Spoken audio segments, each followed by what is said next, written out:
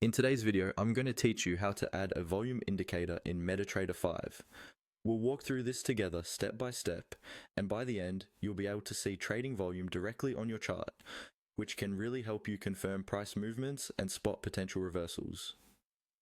Let's start with your MetaTrader 5 platform open and a chart already loaded.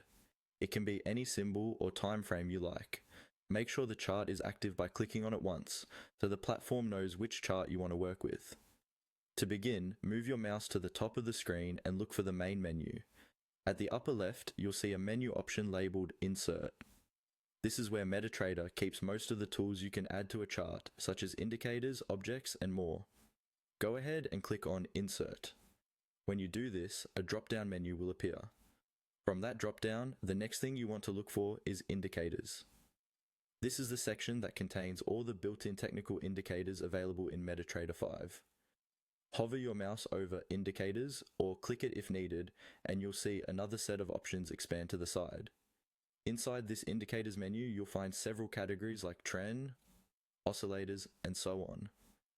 For what we want, look specifically for the option labeled Volume. This category contains different types of volume-based tools. Move your mouse over to Volume and click it.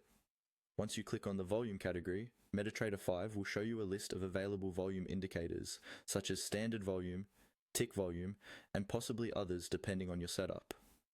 Choose the volume indicator you prefer, usually the standard volumes option if you're just getting started. After selecting it, a settings window will appear where you can customize the colors, line styles, and other visual options for your indicator.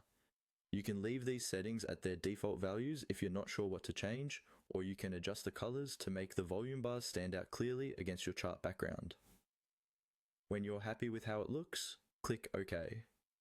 You should now see the volume indicator appear in a separate window at the bottom of your chart.